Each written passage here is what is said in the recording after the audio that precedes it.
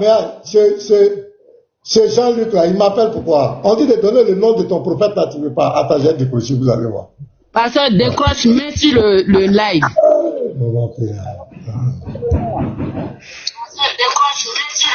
Allô? Shalom, shalom. Oui, il y a quoi, mon ami? Oui, je suis présentement, on va dire ton live et je souhaite monter parce que selon les Écritures, Jésus-Christ n'est pas vraiment mort. Et selon les Écritures, on ne doit pas croire à la mort. Oui, on a compris. Donne le nom du prophète là d'abord. Le nom de ton prophète là, c'est qui? Il a donné des indices. Non, non, non. Si tu dis le nom, moi je te fais monter. Et puis je vais te corriger. Dis-nous le nom. Moi, je vais monter sur le thème sur lequel tu es en train de te... Non, non, non, non. Toi pour toi là. Et je vais dire à tous les chrétiens, tant que tu n'as pas donné le nom, aucun chrétien ne doit échanger avec toi. Et ça, je profite pour dire à tous les chrétiens. Vous qui allez y mettre, quand ils vont le faire monter dans les panels, et puis vous partez là-bas pour arrêter ça, les chrétiens. Vous êtes tous témoins ici, il est venu sur mon panel ici. Il a dit, quelqu'un qui dit qu'il est chrétien, il est pasteur. Il dit Jésus n'est pas venu pour toute l'humanité. Mais tu es chrétien, tu es pasteur sur quelle base? On lui demande, tu suis qui? Il dit, je suis le prophète de Jean 1, verset 21. On dit, ok, donne-nous le nom de ce prophète. Le monsieur est capable de donner le nom de ce prophète. Il est capable.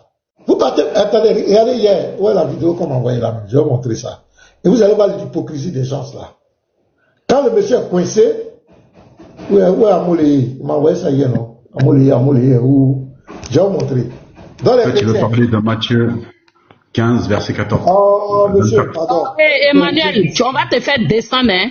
C'est quoi? Ouais, voilà. Il va descendre. On va se concentrer ici. Demandez de m'expliquer. C'est tout. Tu me fais le raconter. Et ce prophète-là, il viendra de l'autre nation à qui le royaume de Dieu est passé. Il s'appelle comment? Il s'appelle comment? Non, mais dans sa réponse, il a dit... Donc vous voyez, le frère Roi Salem était là-bas. Il lui dit, donne-nous le nom de son prophète. Il ne peut pas donner. Maintenant, quand les frères vont commencer à le coincer, les musulmans vont se délimiter. On vous le défendez, pourquoi? Laissez-le. Regardez la vidéo. Attends, un instant. Il demande à ce gars-là. Un instant, monsieur, s'il te plaît. S'il te plaît. Parce que Jean-Luc, tu es très fort. Allez là, tous les chrétiens ont peur de toi. Quand un chrétien a peur de lui là, c'est ici le palais des apologètes. Jean-Luc est venu 10 fois ici, il a été humilié 10 fois. Pourquoi il court toujours, il veut venir ici? C'est pas il veut se rattraper. Pourquoi chaque fois, actuellement il est en bas, il m'appelle, il veut monter? Pourquoi? Parce qu'il sait que c'est ici son calvaire. Vous pouvez bavarder. Mais quand tu as monté ici là, et puis tu as pu t'en sortir là tu as la vérité. Vous pouvez raconter. On dit n'a qu'à donner le nom. Vous vous démitez pour venir à son secours. Laissez-le. Allons-y, écoutez. L'hypocrisie. Je te dis. Le pasteur est là pour toi. Tu es là qui est quand je vais lui le pasteur. Allez. Mais monsieur il va répondre. Parce que faut pas dire qu'il est très fort parce que, s'il vous plaît, en 2 minutes, dialogue direct avec lui. Non, il vous a tous mis KO. Il vous a mis. Allez, si vous ne laissez pas répondre, il vous a mis KO. Et dit, ce prophète s'appelle comment? Il n'a pas dit ça. Un instant, il n'y a pas une question, s'il vous plaît. Donc, il est coincé. Ils ont coincé. Le frère dit qu'il donne le nom du prophète. Il est capable de donner. Les musulmans se démitent. Tous. Il y a Ali qui est là. Il y a Youssef. Il y a Ibrahim. Ils sont pleins là. Il y a Julien tous. Ils se démitent tous pour brouiller le débat. Parce qu'il doit dire le nom du prophète. Pourquoi il ne veut pas dire le nom de ce prophète? Il est en train de débattre. Pourquoi vous vous mettez au milieu? Laissez-le. Vous dites qu'il a mis les chrétiens KO, non?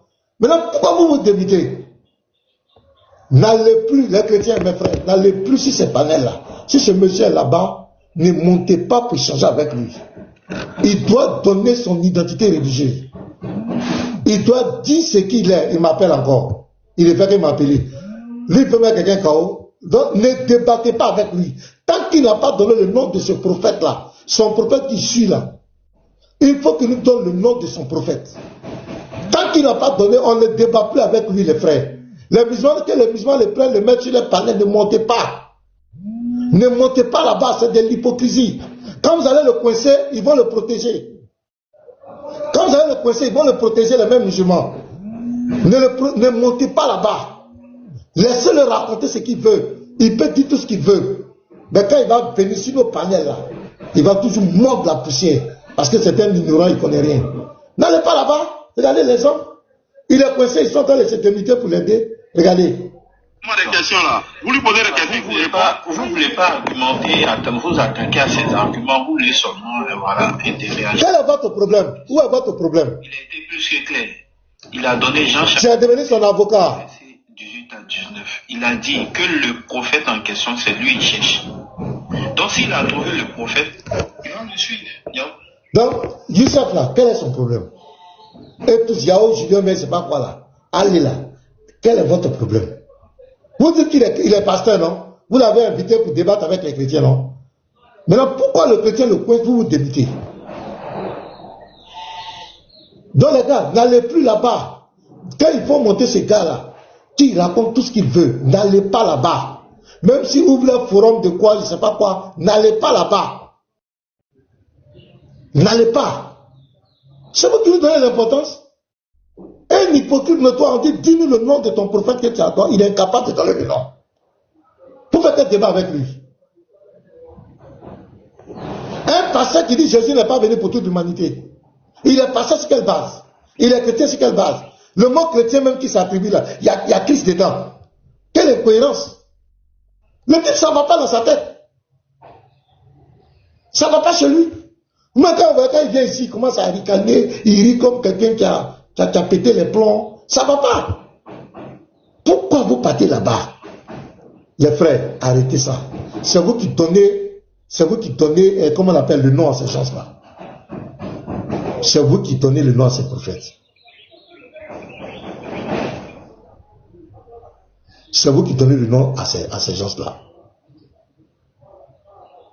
C'est malheureux. N'allez pas là-bas. Nous, ce qu'on lui demande là, on n'a pas peur de débattre avec lui. Nous, on n'a pas peur de débattre avec lui. Ce qu'on lui demande, qu'il nous dise ce qu'il est. Cette malhonnêteté-là, qu'il nous dise le prophète qu'il suit là. On n'a pas besoin d'indice, on veut le nom. Parce que c'est quelqu'un qui est très malhonnête. Quand tu vas dire que tu as dit ça, il va dire que lui n'a pas dit ça. Il faut que ça sorte de sa bouche. À partir du moment où tu as dit le nom de ton prophète, tu sauras ce qui va se passer. On veut le nom. Donc tant qu'il ne donne pas le nom, on n'échange pas avec lui. Tu lui racontes. Ce qu'il dit là, c'est ce que vous n'avez jamais entendu. Ce sont les mêmes arguments des derniers, des DDR là. Ce qu'il dit là, c'est pas la même chose. Non, Jésus n'est pas Dieu, parce que tant, Marie a fait ça. C'est pas le même, c'est ce que vous n'avez jamais entendu. Mot de mot, il n'y a même pas un iota qui est ajouté. C'est ce que les gens ont toujours raconté. Mais ils n'ont pas qu'à de venir devant nous. Le Allah même qu'il a reçu là. Quand il est venu devant moi ici, il a prouvé quoi? Avec le même argument là. C'est parce qu'Allah est venu ici. Allah a reconnu que Jésus a la nature divine. Claire. J'ai posé la question à Allah, Apocalypse 1, le verset 7 à 8. Celui qui vient au verset 7, celui qui vient au verset 8, c'est qui? Allah dit c'est Jésus-Christ. Il n'y a qu'un débat encore. Lisez, après 1, verset 7 à 8. Celui qui vient là, c'est qui? C'est le Tout-Puissant. C'est quel débat? J'ai posé la question à Allah. Dans Jean 20, verset 28. Thomas dit, mon Seigneur et mon Dieu. Thomas répondit à Jésus, mon Seigneur et mon Dieu. J'ai dit dans ce texte-là, qui est le Seigneur et le Dieu de Thomas? Il n'a pas été capable de répondre. J'ai pris 1 Jean 5, verset 20. Le Fils est lui-même le Dieu véritable et la vie éternelle. Donne le nom. Incapable de répondre. Donc, tous ces arguments qu'il raconte, c'est ce que vous n'avez jamais entendu. Vous avez quoi prouver? C'est ce que vous n'avez jamais entendu. Vous allez faire quoi là-bas? Quand vous allez le coincer, ils vont le protéger. Vous savez, le roi Salem l'a bloqué. Il doit donner le nom. Il est bloqué. Ils se sont tous démités pour venir à son secours. Donc, n'allez pas là-bas. Et ils ne vont pas vous laisser avoir le dessus. Dès qu'ils vont savoir que vous êtes en train de le coincer, ils vont se démiter tous, ils vont mélanger tout. Et ce qu'ils ont fait, ils ont tout mélangé. Parce qu'ils ont vu que le monsieur était coincé. Donc n'allez pas là-bas les gars. On revient sur notre affaire, notre vidéo. Ésaïe 29. Le monsieur l'a dit que ça parle, c'est Mohamed qui est là-bas. Voilà. Il a pris le verset 12. Alors que le chapitre commence déjà au verset 10. Car l'Éternel a répandu sur vous un esprit d'assoupissement. Il a fermé vos yeux. Bon, on va aller loin même. De qui Dieu parle même. Au verset 9. Soyez stupéfaits. Voilà. Soyez stupéfaits et étonnés. Fermez les yeux et devenez aveugles. Ils sont ivres, mais ce n'est pas de vin. Ils chancellent, mais ce n'est pas l'effet des liqueurs fortes. Car l'Éternel a répandu sur vous, il parle des prophètes d'Israël, a répandu sur vous un esprit d'assoupissement. Il a fermé vos yeux, les prophètes. Il a fermé vos yeux, les prophètes. Il a voilé vos têtes, les voyants. Donc le verset ici parle de qui? Des prophètes d'Israël. Des prophètes qui sont en train de se détourner de la volonté de Dieu. Maintenant, verset 11. Toute la révélation est pour vous comme les mots d'un livre cacheté que l'on donne à un homme qui sait lire. En disant, lis donc cela, et qui répond, je ne le puis, car il est cacheté. Verset 12. Ou comme on donne un livre, ou comme un livre que l'on donne à un homme qui ne sait pas lire, en disant, lis donc cela, et qui répond, je ne sais pas lire. Le Seigneur dit, quand ce peuple s'approche de moi, il m'honore de la bouche et des lèvres, mais son cœur est éloigné de moi, et la crainte qu'il a de moi n'est qu'un précepte de tradition humaine. C'est pourquoi je frapperai encore ce peuple, car par des prodiges et des miracles, et la sagesse de ces sages périra, et l'intelligence de ces hommes intelligents disparaîtra. Malheur à ceux qui cachent leurs desseins pour les dérober. Donc ici, Dieu est en train de fustiger les prophètes et les voyants d'Israël. Et il dit, ce que je vais vous faire là, ce qui va vous arriver, ça sera comme quelqu'un qui sait lire, on lui donne un livre, il dit, c'est pas lire. Ça sera comme à quelqu'un qu'on donne un livre qui ne sait pas lire et qui dirait qu'il ne sait pas lire. Ça n'a rien à voir avec Mohamed. Ça n'a rien à voir avec Mohamed. Ça n'a rien à voir. Dieu est en train de parler aux prophètes, vous voyez, il est en train de régler ses comptes avec eux. Mais ce monsieur prend. Non, c'est extraordinaire. On va écouter encore. Où c'est, où est la vidéo là? Pasteur, est-ce que Esaïe est reconnu dans leurs prophètes là? Parmi leurs prophètes, Esaïe là? La question, et te montrer comment on pose cette question. Adi Muhammad a été annoncé, le prophète illettré annoncé chez eux dans la Torah et dans l'évangile. Tu poses la question, est-ce que Esaïe fait partie de la Torah ou de l'évangile? Ils sont pas intelligents. Et je n'enlèverai aussi ce qui se trouve dans leur livre, la version King James. La plupart des chrétiens croient en la version King James. Donc je cite le livre saint. C'est de la version King James que je cite. Donc vous ne pouvez pas dire que j'ajoute ou que j'enlève. Non, c'est impossible d'ajouter ou d'enlever.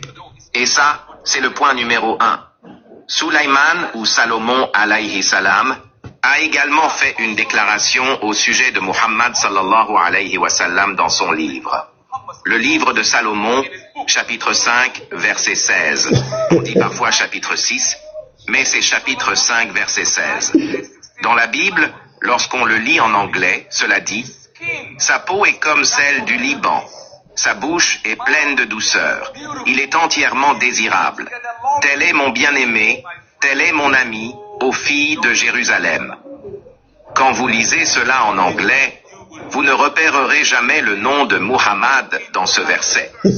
Mais nous savons que Salomon ne parlait pas anglais. Il ne parlait pas non plus... Écoutez, hein?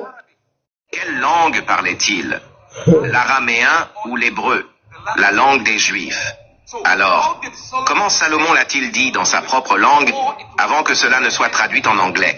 En hébreu, cela se lit. S'il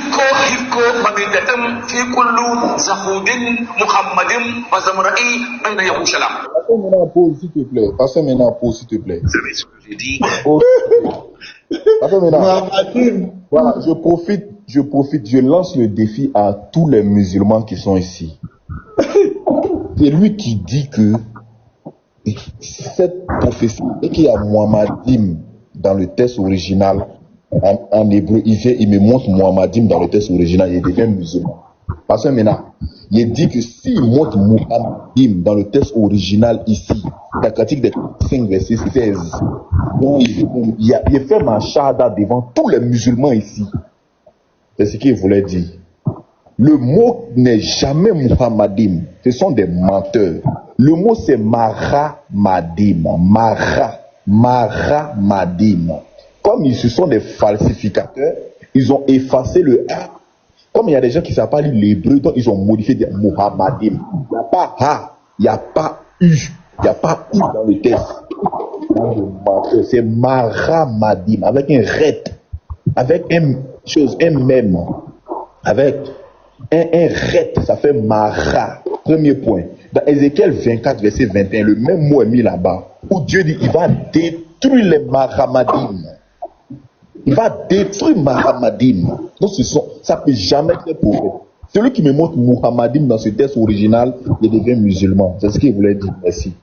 Non, c'est du mensonge même. Il ment. Il ment. Ça dit qu'il faut faire toutes ces acrobaties pour prouver que Mohamed, d'abord, il a pris Ésaïe 29, on a expliqué c'est faux, c'est un mensonge, ça ne parle jamais de Mohamed. Muhammadim là, regardez nous manipuler. Même quand il lit le texte, ça n'a rien à voir. Lisez le texte même. Le texte qu'il a cité, c'est Cantique des Cantiques 5, verset 16 comme cela. Ça n'a rien à voir avec Mohamed. Ça n'a rien à voir. Cantique des Cantiques 5, verset 16. Là-bas, c'est mis la douceur. La douceur, là, en hébreu, la douceur, c'est maram, maramad, maram. Maintenant, avec le dîme, ça c'est le pluriel, le dîme, le pluriel de tes douceurs. Et ça, il dit que c'est les prophètes. C'est grave. Est-ce que on continue? Écoutez ces arguments, hein. Et c'est ça. Bizarre, tu en poses là. Ce sont les mots de Moïse dans la langue hébraïque qui ont ensuite été traduits. Donc le mot Muhammadim a été traduit par entièrement désirable ou altogether lovely. Et c'est exactement le nom de Muhammad sallallahu alayhi wa sallam. Vous voyez, ils changent toujours dans les livres. Ils sont tout le temps en train de réécrire les livres. En ce moment même, pendant que je parle, j'ai 42 Bibles chez moi. Des livres différents. Wallahi, j'ai énormément. Donc, il est en train de fustiger la Bible.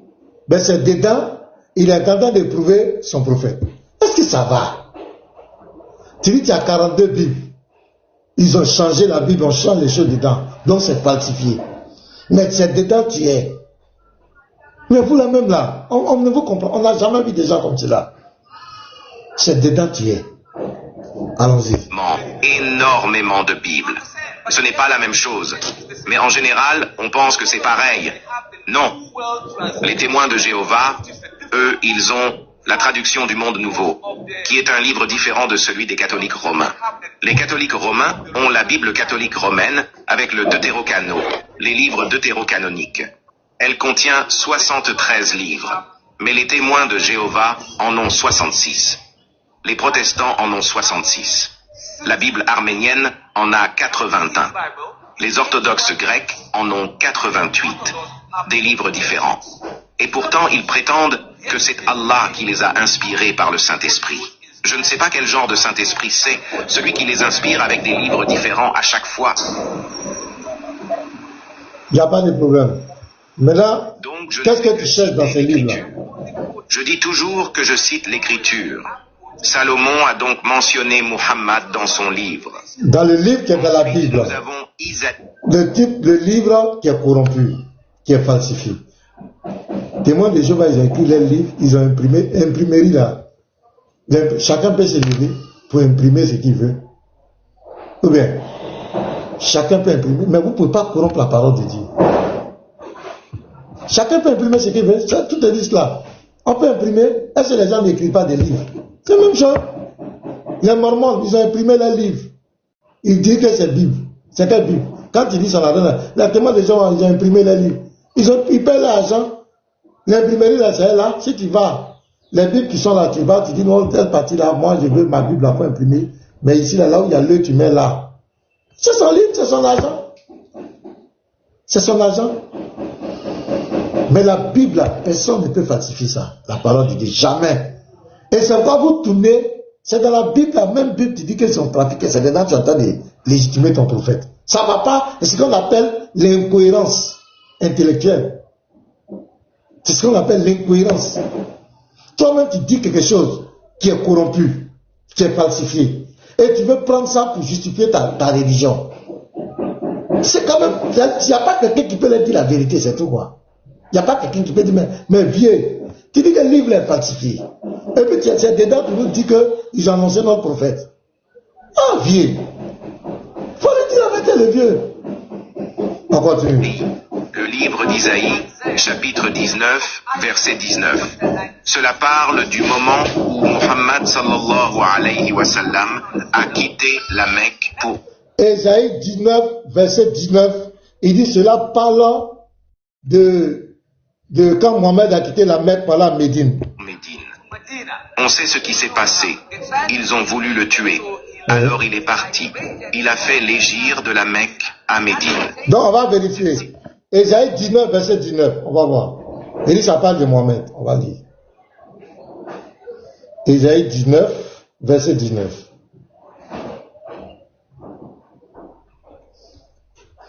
En ce même temps, il y aura un autel à l'Éternel au milieu du pays d'Égypte. Et sur la frontière, un monument à l'Éternel. Il dit ça parle de Mohamed. Bon. C'est catastrophique. Il est un peu être miséreux comme ça. On peut être miséreux. T'as pas pitié. Mais c'est grave hein, ça. Et puis mon oncle Ben Ahmed, tu crois à ça hein tonton? Non, attends, il faut qu'on écoute ça bien. Écoutez bien, Isaïe 19. Écoutez. Ce n'est pas la même chose. Mais en général, on pense que c'est pareil. Non. Les témoins de Jéhovah, eux, ils ont la traduction du monde nouveau. Ah, ils n'ont pas traduit ce qu'ils veulent. Les catholiques romains. Les catholiques romains ont la Bible catholique. Chacun peut aller imprimer ce qu'il veut. Voilà. Les livres deutérocanoniques. Elle contient 73 livres. Mais les témoins de Jéhovah en ont 66. Les protestants en ont 66. La Bible arménienne en a 81. Les orthodoxes grecs en ont 88. Des livres différents. Et pourtant, ils prétendent que c'est Allah qui les a inspirés par le Saint-Esprit. Est-ce qu'ils t'ont dit que c'est Allah qui les a inspirés? Ils t'ont dit ça où? Celui qui les inspire avec des livres différents à chaque fois. Donc, je ne fais que citer l'Écriture. Je dis toujours que je cite l'Écriture. Salomon a donc mentionné Muhammad dans son livre. Ensuite, nous avons Isaïe, le livre d'Isaïe, chapitre 19, verset 19. Cela parle du moment où Muhammad sallallahu alayhi wa sallam a quitté la Mecque pour Médine. On sait ce qui s'est passé. Ils ont voulu le tuer. Alors il est parti. Il a fait l'hégire de la Mecque à Médine. Cette citation se trouve dans le livre d'Isaïe, chapitre 19, verset 19. On va vérifier. On va vérifier. Isaïe 19, verset 19. Il dit l'histoire, il est parti, on voulait le tuer, tant. C'est dans Isaïe. Je lis. Isaïe 19, verset 19. En ce même temps, il y aura un autel à l'Éternel au milieu du pays d'Égypte. Et sur la frontière, un monument à l'Éternel. Ce sera pour l'Éternel des armées, je vais au verset 20, peut-être on sait jamais. Ce sera pour l'Éternel des armées un signe et un témoignage dans le pays d'Égypte. Ils crieront à l'Éternel à cause des oppresseurs et il enverra un sauveur et un défenseur pour les délivrer. Et l'Éternel sera connu des Égyptiens. Bon, ça a quoi à voir avec Mohamed? Je ne sais pas. Peut-être c'est en bas encore. Peut-être c'est en bas encore là-bas. Papa descend encore. Il dit Médine, là-bas on dit Égypte. Peut-être Médine, là, c'était en Égypte avant. Je suis plié de rire. C'est pas facile, hein? Et l'Éternel sera connu des Égyptiens. Et des Égyptiens connaîtront l'Éternel en ce jour-là. Ils feront des sacrifices et des offrandes. Ils feront des vœux à l'Éternel et les accompliront. Verset 22. Je descends comme vous l'avez dit. Ainsi l'Éternel frappera les Égyptiens. Il les frappera, mais il les guérira. et ils se convertiront à l'Éternel qui les exaucera et les guérira. Verset 23. En ce même temps, il y aura une route d'Égypte en Assyrie. Les Assyriens iront en Égypte et les Égyptiens en Assyrie. Et les Égyptiens avec les Assyriens serviront l'Éternel. On continue. Verset 24. En ce même temps, Israël sera, lui troisième, uni à l'Égypte et à la Syrie, et ces pays seront l'objet d'une bénédiction. Verset 25. L'Éternel des armées les bénira en disant, béni soit l'Égypte, mon peuple, et la Syrie, œuvre de mes mains, et Israël, mon héritage. Ça s'arrête au verset 25. Parce qu'il faut créer un autre verset. Tu t'es trompé. Là-bas, c'est écrit Médine. C'est écrit Médine, papa, tu t'es trompé. Attends, on va l'écouter. Hein. Peut-être qu'il va dire que ça a été falsifié, c'est pourquoi on ne voit pas l'histoire. On ne sait jamais. On va écouter. Parce qu'avec ceux-là, tout est possible. Il va te dire que ça a été falsifié. Mais sans donner qui a falsifié ou qui était, en quelle année ça a été falsifié. Ça commence par dire le fardeau est sur l'Arabie. Le fardeau est sur l'Arabie, c'est-à-dire que la charge, la responsabilité repose sur l'Arabie. Ensuite, la Bible continue en disant « Ô vous qui habitez au plus profond du désert d'Arabie, ô vous qui avez fui devant l'épée, l'arc et la guerre, ô vous qui êtes allés dans le pays de Théma et à qui on a donné... » C'est pas le même verset, hein? Et le Seigneur a dit... Il a changé, hein, papa? Cherche à te détruire, tes adversaires, ô Muhammad. Tu vas les absorber dans ton camp. C'est écrit où? C'est quel verset ça? Oh Muhammad, tout ça là. A fui de la Mecque vers Médine. Mais l'ancien nom de Médine, c'était Théma. Théma était le troisième fils d'Ismaïl alayhi salam. 21-13, parce que Isaïe 21-13. Il a fait du période. Alors on appelait cet endroit les versets. Le nom a changé, c'est devenu Yatrib. Ensuite encore, Médine, puis Médine la lumineuse, Madinatoun Nabi, Al-Munawwara. Vous voyez? André qui s'est trompé. C'est 21-13, c'est vrai. Oracle sur l'Arabie. Vous passerez la nuit dans les broussailles de l'Arabie, caravane de Dédan. Portez de l'eau à ceux qui ont soif. Les habitants du pays de Théma portent du pain aux fugitifs, car ils fuient devant les épées, devant l'épée nue, devant l'arc tendu, devant un combat acharné, car ainsi m'a parlé le Seigneur. Encore une année, comme les années d'un mercenaire, et s'en est fait de toute la gloire de Kédar. Donc, au moment où il proposait, il dit c'est une année, encore une année. Il ne restera qu'un petit nombre des vaillants hachés, fils de Kédar, car l'Éternel, le Dieu d'Israël, l'a déclaré. Donc voici ça. Ça là, c'est ça qui dit ça parle de Mohamed. Il a dit, oh Mohamed, c'est écrit où? Parce que regarde leur stratégie. En fait, ils prennent les versets, ils peuvent prendre un verset. Est-ce que Clément était Médine? Attends, on va voir. Je vais chercher quelque chose. On va voir. Ils prennent un verset ici, ils prennent et puis ils collent ça. Parce qu'il ne s'est pas trompé, hein. Tu as dit tout à l'heure, il s'est trompé. Il ne s'est pas trompé. Il sait ce qu'il fait. Ça a été préparé. Ils ont bien préparé leur rencontre. Il ne s'est pas trompé. Il y a un frère qui a dit que Médine se déplace. Le frère Hervé.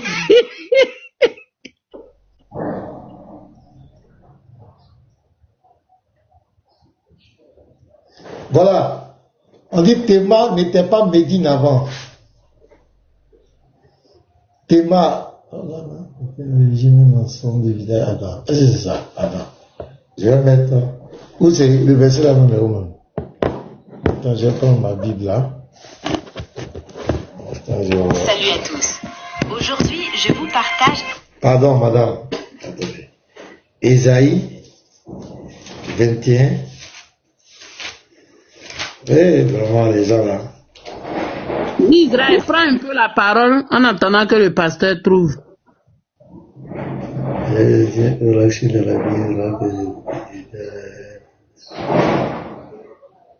Biantin est moyen pas qu'au fou.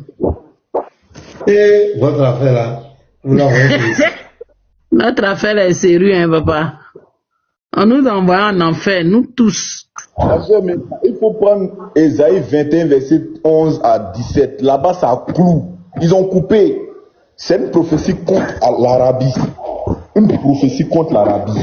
On dit la gloire des Kédars. Ésaïe 21. Je vais vérifier quelque chose.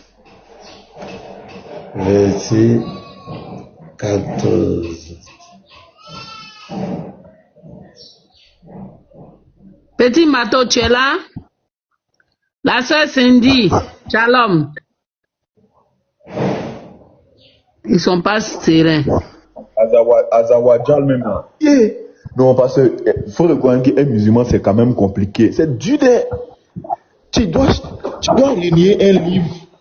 Tu dois renier un livre. Tu dois accepter le même livre de temps en temps. Tu dois utiliser un verset. Tu dois dire que Paul est faux. Et de temps en temps utiliser Paul pour justifier tes arguments. Et t'as su. C'est compliqué. Ah, j'ai demandé.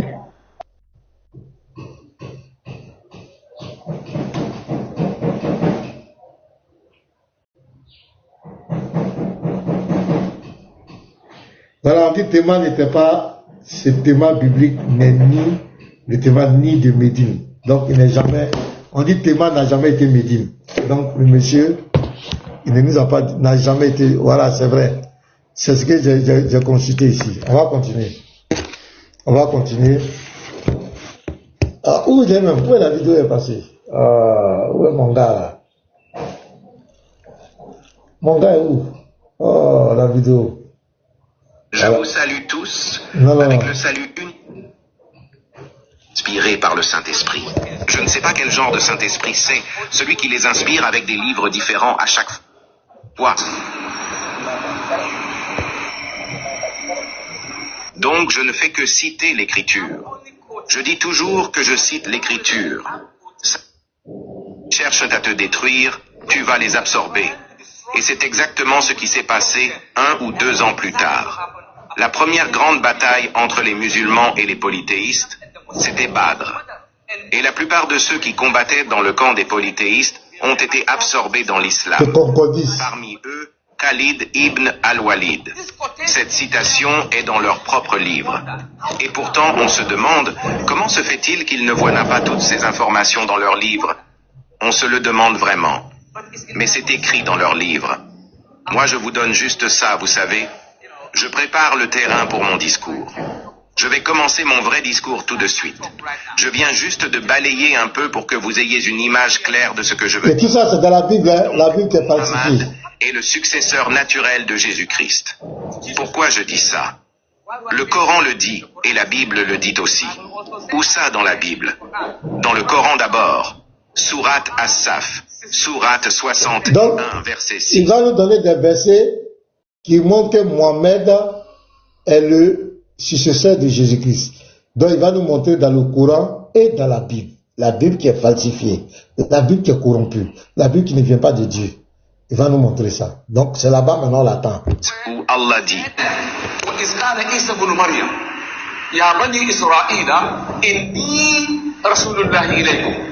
مصدقا لما بين يديه من التوراة ومبشرا برسول يأتي من بعد اسمه أحمد فلما جاءهم بالبينات قالوا هذا سحر مبين. C'est là la mission de Jésus, où il nous a annoncé que le dernier messager allait venir. D'accord? Commençons depuis le début. Je vais citer mot à mot et je vais expliquer. Jésus a dit cela. Est-ce vrai ou faux? Le Coran dit que Jésus a déclaré aux enfants d'Israël, « Je suis très certainement un messager de Dieu envoyé vers vous, les Juifs, uniquement pour les Juifs. »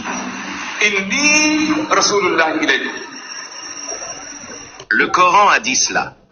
Est-ce que la Bible le confirme? Oui, la Bible le confirme carrément. Jésus l'a dit dans l'Évangile selon Matthieu, chapitre 10, verset 5 et suivant. Ça a commencé. Jésus l'a dit dans Matthieu. Attends, Matthieu là, c'est l'évangile que Allah donne à Jésus. Matthieu là. Voilà déjà, Celui pour vous attraper, c'est tellement facile. Donc, on va lire. Jésus a donné ses instructions aux 12 disciples qu'il envoyait en mission pour guérir et prêcher. Il leur a dit, n'allez pas, ne prenez aucune route vers les païens, n'entrez même pas dans une ville de Samaritains, mais allez plutôt vers les brebis perdues de la maison d'Israël, car je n'ai été envoyé qu'aux brebis perdues de la maison d'Israël. Il a dit, ne prenez pas le chemin des païens. Qui sont les païens? Maintenant, au verset 18 là, je vais lire ça. Au verset 18 là, c'est Jésus qui parle là-bas. Matthieu 10, voilà. Rien de nouveau, que du réchauffé. Voilà. Voilà le même Jésus. Les gens ne comprennent rien. Il fallait forcément que Jésus vienne pour Israël pour que Mohamed vienne pour toute l'humanité. Donc ils vont aller prendre des versets. Vous serez menés à cause de moi. C'est Jésus qui parle. Devant les gouverneurs et devant des rois. Pour servir de témoignage à eux et aux païens. Donc c'est le même chapitre là. Donc les apôtres doivent aller témoigner devant les païens. L'évangile n'est pas venu pour eux. L'évangile, c'est le témoignage de Jésus. Ça, c'est chaos. C'est un argument qui ne tient pas, mon frère. Voilà, on continue. Gentil. Jean 3,16 là, mais pourquoi ils prennent jamais ça? Toi, tu es un gentil. Moi, je suis un gentil. Si tu n'es pas juif, tu es un gentil. Donc Jésus a dit, n'allez pas chez les gentils. Même pas chez les Samaritains. Qui sont les Samaritains? Les Samaritains, ce sont les demi-juifs. Peut-être que le père est juif et la mère est amalécite, ou le père est amalécite et la mère est juive, ou le père est juif et la mère est philistine. Bref, mi-juif, mi-autre chose. On appelle ça un samaritain. Jésus a dit, n'allez même pas chez les Samaritains. Non, mais allez plutôt. Il insiste. Mais Jésus lui-même, il allait chez les Samaritains. Jésus allait là-bas. Il allait chez les Samaritains. Quand vous lisez Luc, je vais prendre Luc 9. Attends. Luc 9. Il ne parle même pas de la femme samaritaine. Je vais prendre Luc 9. À partir du verset 54 et suite. On va voir quelque chose.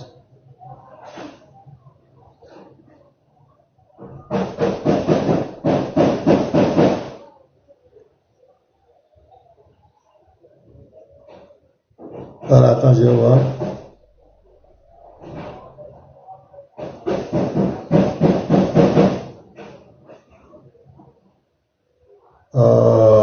Attends. Voilà. Luc 9, verset 52. Il envoya devant lui des messagers qui se mit en route et entraient dans une bourg des Samaritains pour lui préparer un logement. Mais on ne le reçut pas, parce qu'il se dirigeait vers Jérusalem. Les disciples Jacques et Jean voyaient cela, dit, Seigneur, veux-tu que nous commandions que le feu descende du ciel et les consume? Jésus se tourna vers eux et les réprimanda, disant, vous ne savez pas de quel esprit vous êtes animés, car le Fils de l'homme est venu non pour perdre les âmes des hommes, mais pour les sauver. Et ils allaient dans un autre bourg. Voilà. Il est parti chez les Samaritains, il a même demandé qu'on aille trouver un coin, il va rentrer là-bas. Donc c'est le timing, mais c'est malheureux. On continue. Allez plutôt vers les brebis perdues de la maison d'Israël, parce que moi, je n'ai été envoyé qu'aux brebis perdues de la maison d'Israël. Le Coran a raison. Deuxième preuve, le même Matthieu 15, 21, une femme arabe, wallahi, une femme arabe, elle a vu Jésus-Christ marcher à Jérusalem, alors elle a couru vers lui en criant, bon maître, ma fille est possédée par un démon. Shaitan s'est emparé de... Il dit quoi, une femme quoi? Une femme arabe. Attends, Bill. Bill, là. C'est bien ça. La femme canadienne, elle est arabe. Non, la canadienne, c'est en Israël. Non. La femme arabe, celle qui est venue pour demander à Jésus de prier là, dans Matthieu 15. Il guérit sa fille là. Ah, il dit que c'est femme arabe, hein.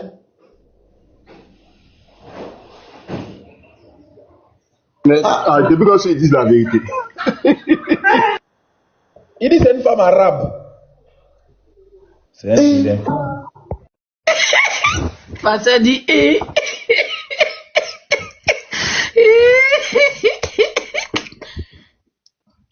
Non, moi, ça m'apprend, peut-être qu'on ne sait pas, il y a d'autres recherches qu'il a fait. Hein. Sur moi, ça m'apprend pas d'entendre ça. Hein. Peut-être les Cananéens étaient arabes, ou bien je ne sais pas. D'ailleurs, Simon, peut-être que toi, tu es comme Simon est là. La femme là était arabe. En fait, vous savez que la Palestine aujourd'hui, les Arabes disent que c'est leur pays et que Israël les a envahis. Donc c'est par rapport à la position des Arabes aujourd'hui qu'il dit que c'est une femme arabe. Parce que quand vous allez à Canaan aujourd'hui, c'est un village arabe.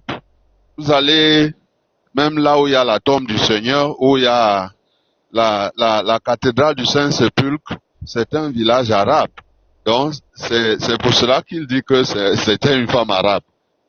Il faut plutôt lui dire que il y a 2000 ans, aucun arabe n'avait mis son pied à Jérusalem. Aucun arabe n'avait mis son pied dans la Judée, ni en Samarie.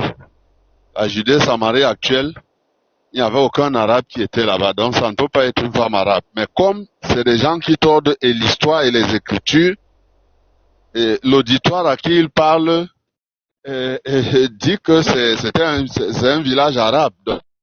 Donc cette femme-là, en remontant le temps, est une femme arabe. En fait, c'est ça. D'accord. Donc on va écouter. Ma fille, s'il te plaît, ô fils de David, guéris ma fille. Tu sais ce que Jésus a répondu? Il l'a regardé, il a fait comme ça, puis il s'est détourné. Elle est revenue. Ô fils de David, s'il te plaît, guéris ma fille. Elle est gravement malade à cause du diable. Tu sais ce qu'il a fait? Il s'est retourné et a continué à marcher. La troisième fois, elle s'est jetée à ses pieds, elle s'est prosternée et a dit: ô toi, fils de David, aie pitié.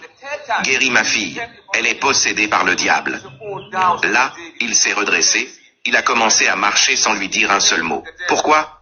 Pourquoi ne lui a-t-il pas parlé? Parce qu'elle n'était pas juive. Alors il a continué à marcher. Puis Pierre, un des disciples, a dit à Jésus: Maître, guéris-la. Elle crie derrière nous. Elle nous importune. Elle pleure jusqu'à terre. Guéris-la, s'il te plaît. Jésus a répondu: Pierre, il n'est pas bien de prendre le pain des enfants et de le jeter aux petits chiens comme elle. Subhanallah. Moi, je n'y crois pas. Je ne crois pas que Jésus ait dit ça. Appeler quelqu'un chien, il a dit: il n'est pas bien, Pierre, de prendre le pain des enfants et de le jeter aux petits. D'abord, Zaki Naïk, c'est un gros menteur, hein? Ce monsieur, c'est un gros... Hein? C'est un autre aussi qui fait comme des Zaki Naïk là. Lui, aux États-Unis. Ok. Il vient de mentir encore. Voilà. Il dit Pierre, c'est Pierre qui a parlé. On va lire. Jésus étant parti de là, se retira dans le territoire de Tyr et de Sidon. Et voici une femme cananéenne qui venait de ces contrées, lui cria: aie pitié de moi, Seigneur. Fils de David, ma fille est cruellement tourmentée par le démon. Et Dieu a fait ça 3 fois, c'est pas écrit. Il ne lui répondit pas un mot et ses disciples s'approchèrent. Et lui dit avec insistance: renvoie-la, qu'elle crie derrière nous. Il lui répondit. Donc il n'y a pas Pierre, il n'y a pas d'histoire où Pierre dit guéris là. C'est écrit où? Pourquoi le monsieur il ment? Pourquoi il ment comme cela? C'est écrit où Pierre a dit guéris là. Chien comme elle. Subhanallah. Est-ce que Jésus parlait comme ça? Moi je ne parle pas comme ça. Lui non plus ne parlait pas comme ça. Pourquoi Jésus parlerait comme ça? Mais c'est ce qu'ils ont écrit. Alors ne venez pas me dire que Muhammad... Jésus a dit que je ne donne pas mon pain aux chiens comme elle. Ce sont... Ces gens-là sont terribles, hein? Comment un homme de Dieu peut-il traiter un être humain de chien? C'est Allah qui nous a traités de bâtards là. La femme a baissé la tête, son visage s'est effondré, et elle a répondu. Alors Jésus avait dit, il n'est pas bien de prendre le pain des enfants. Quel pain? Le pain de vie, l'évangile, l'injile, la bonne nouvelle qui était destinée aux fils d'Israël. Toi, tu es une gentille, une arabe, je ne vais pas te le donner. Toi, il a dit encore, il dit les arabes. Subhanallah. C'est faux en plus. Ah, c'est faux en plus. L'explication qui donne du pain n'est pas dans le verset. La femme n'a pas demandé le pain. La femme demandait le ministère prophétique. C'est-à-dire que la prière pour la guérison. La femme n'est pas venue demander la vie éternelle que le pain donne. Or, Jésus était vraiment un prophète, et pour les Juifs. Mais le moment où l'évangile devait aller à toutes les nations n'était pas encore venu. Donc, en lui disant que ça c'est le pain des enfants, c'était parce que Israël qui était dans la souffrance devait recevoir les soins du Messie d'abord en tant qu'Israël premièrement. Donc, il n'est pas question ici du salut, ni de la vie éternelle, ni de la parole de Dieu. Il est question du ministère prophétique que Jésus devait donner à Israël en tant que le Messie.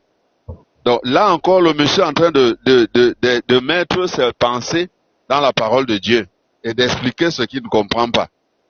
S'il est comme Zakir Naïk, lui aussi c'est un vrai menteur. Parce que Zakir Naïk, quand il dit 3 mots, il a menti 4 fois. Ça dit un seul mot. Il faut être un manipulateur pour être comme ces gens-là. Voilà, pour faire les combats, il faut manipuler. Aujourd'hui, la femme est devenue arabe.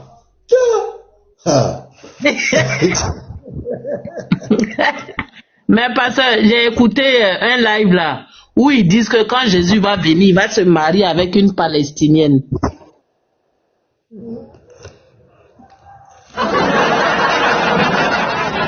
Tout pour eux tourne autour de ça, hein, ça en va pas loin. C'est-à-dire que Allah peut jeter quelqu'un en enfer à cause des pipis. Mais le sperme là, on gratte ça sur l'habit de son prophète, il va à la mosquée, il n'y a pas de problème avec ça. Ça n'amène personne en enfer. Mais pipi là, ça t'amène au châtiment de la tombe, on te jette en enfer. Mais Aïcha qui grattait le sperme sur les habits du prophète et il allait à la mosquée avec ça, non, Allah est d'accord avec ça. Donc tout pour eux là, ça tourne autour. Ça ne va pas plus loin que le nombril et ça n'arrive pas au niveau des genoux, ça s'arrête là. Tu vas marier. C'est la vérité, mais ce n'est pas la vérité.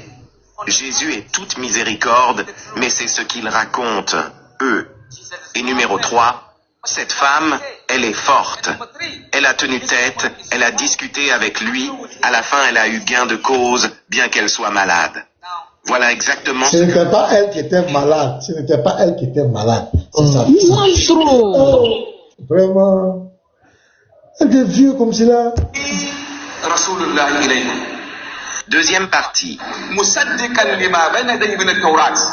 Jésus a dit aux fils d'Israël, regardez, je suis venu pour soutenir la Torah, la Taurat.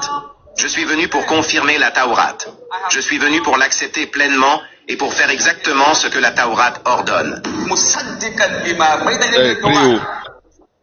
est venu avant moi, le livre de Moïse. Il n'est pas venu pour abolir.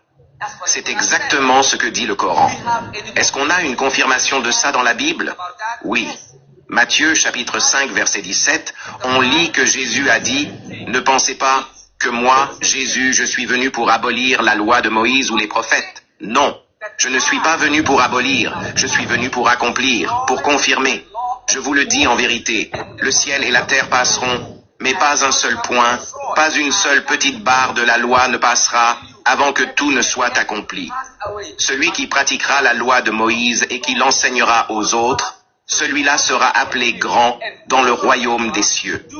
Mais celui qui annulera ne serait-ce qu'un seul des plus petits commandements de la loi de Moïse et qui enseignera aux gens à faire pareil, celui-là sera appelé le plus petit dans le royaume des cieux. Autrement dit, il ira au feu de l'enfer. Et pourtant Paul annule tout ça.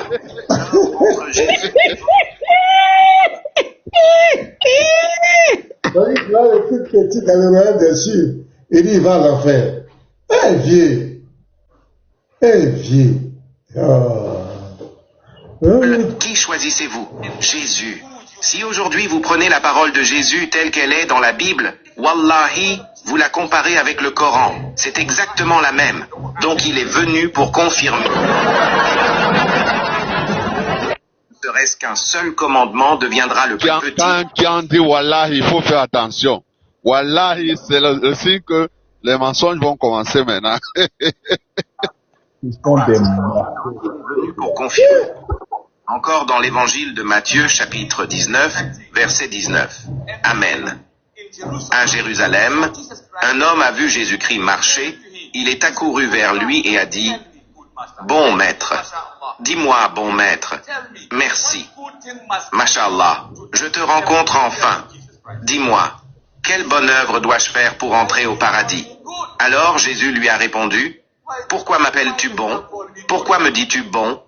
Il n'y a de bon que celui qui est dans les cieux, lui seul. » Même le qualificatif bon, Jésus le rejette. Même le qualificatif bon, il le refuse. Il dit, pourquoi m'appelles-tu bon? Non, non, non, non, ne m'élève pas. Il n'y a que celui qui est dans les cieux qui soit bon. Moi, je ne suis pas bon. Moi, je suis le serviteur d'Allah. C'est lui qui est bon.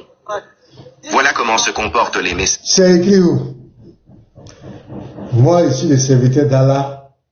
Je ne suis pas bon. C'est écrit où? Dans Matthieu 19. La première partie où il dit que le monsieur a rencontré Jésus, là, il dit le monsieur a dit Machallah. Ça n'a rien dit. Hein. Non. Andropov, c'est un chaos. Il est sonné.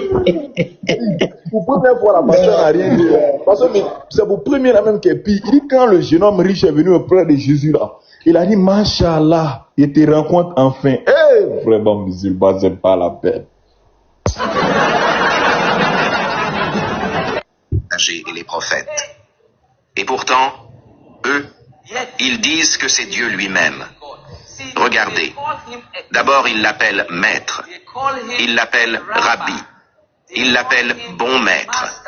Ensuite, fils de Dieu. Et maintenant, ils l'appellent carrément Dieu. Vous voyez comment il l'élève. Comment il l'élève. C'est pour ça que le Coran a dit Ya ahal al-kitab, la tablu fi dinikum wa la taqulu ala Allah illa al-haq, innama al-masih Isa ibn Maryam rasulullah. Ô gens du livre, n'exagérez pas dans votre religion. Non, non, n'allez pas dans l'excès. Dites seulement la vérité au sujet de Jésus. Ne dites rien d'autre que la vérité. C'est un messager d'Allah. Voilà ce que dit le Coran. Pourquoi Allah a-t-il dit cela? Pourquoi? Parce que les Juifs, eux, ne croient pas en Jésus. Pas du tout. Les Juifs ont 3 livres de commentaires, le Talmud et la Mishnah. Ce sont les livres d'explication de la Torah. Les Juifs croient en ces livres-là. Et dans ces livres-là, ils appellent Jésus Ben Pandéra. Les Juifs l'appellent Ben Pandéra. Pourquoi? Parce que Pandéra était un soldat romain. Les Juifs prétendent que Marie a eu une relation avec ce soldat et qu'ils ont eu Jésus. C'est pourquoi, dans leur livre, ils l'appellent Ben Pandéra. Des paroles. Seigneur. C'est pour ça que le Coran dit, voilà ce qu'ils ont dit.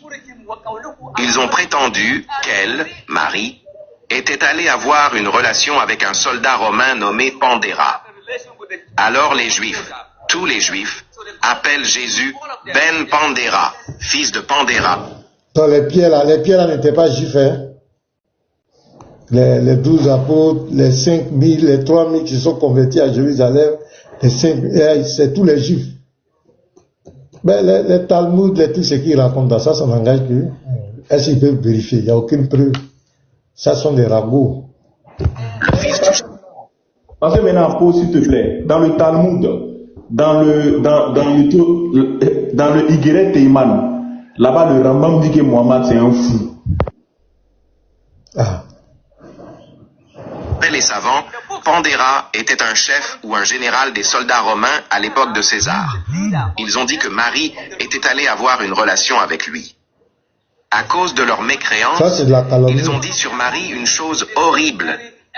C'est pour ça que le Coran en a parlé. Le Coran ne parle jamais de choses douloureuses pour rien. Non, non, non, non. Le Coran est un livre spirituel.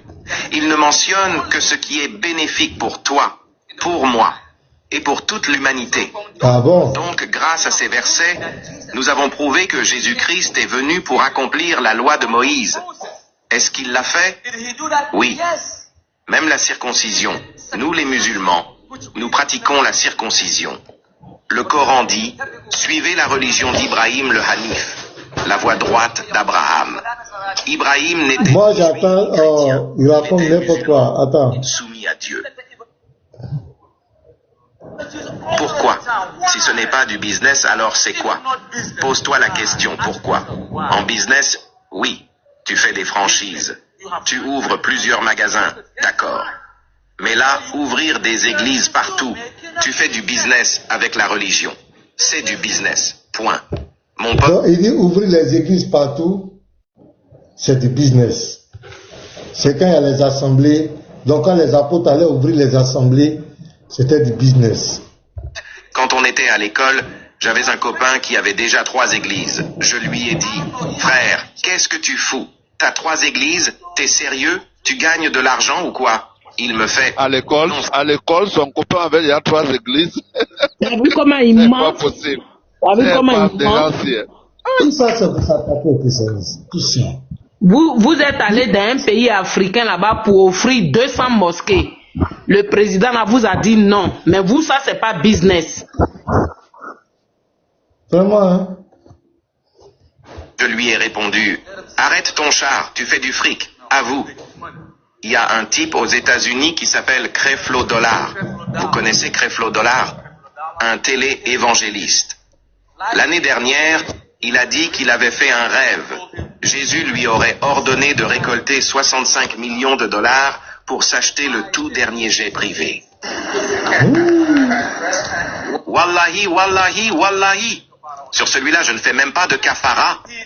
Oui, il a besoin de 65 millions de dollars pour s'acheter le tout dernier jet de luxe longue distance.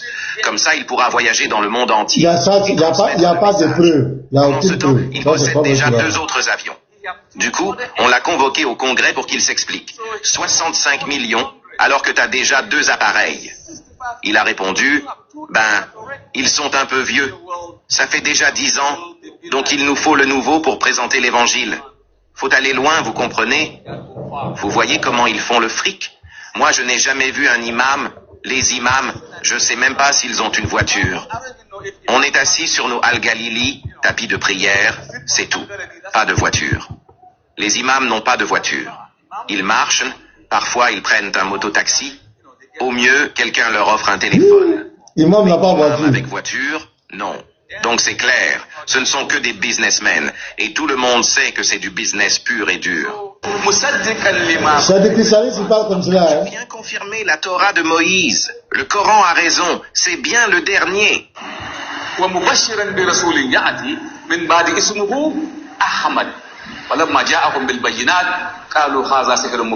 Et je suis venu confirmer. Je suis venu vous annoncer une bonne nouvelle, ô Jérusalem, une annonce joyeuse. Un prophète viendra après moi, et son nom sera Ahmad.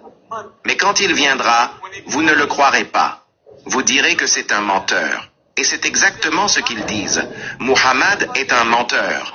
Alors qu'en réalité, si jamais ils acceptent Muhammad, sallallahu alayhi wa sallam, fini le business. Ils ne pourront plus gagner d'argent. S'ils acceptent que Muhammad soit le dernier messager, plus de fric à se faire.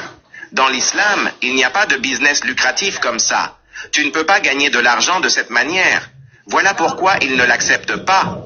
Donc Jésus a dit, quand il viendra, on ne le croit pas. À moins qu'on utilise des arguments intellectuels solides pour présenter l'islam, peut-être qu'ils finiront par accepter. Mais là, ils n'y croient pas. Mais est-ce que le Coran a confirmé tout ça?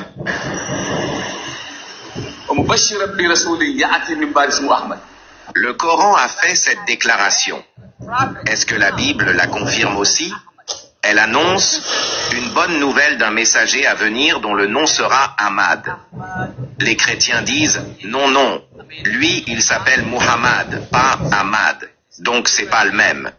Le Coran dit Ahmad. Vous vous dites Muhammad. C'est deux noms différents. Oui. Ahmad, c'est le nom céleste de Muhammad. Sallallahu alayhi wa sallam. Ahmad. Donc Ahmad est le nom céleste de Muhammad. Sallallahu alayhi wa sallam. Et Muhammad, c'est le loué. Celui qui mérite d'être loué. Pourquoi il mérite d'être loué? Parce qu'il loue Allah plus que tout le monde.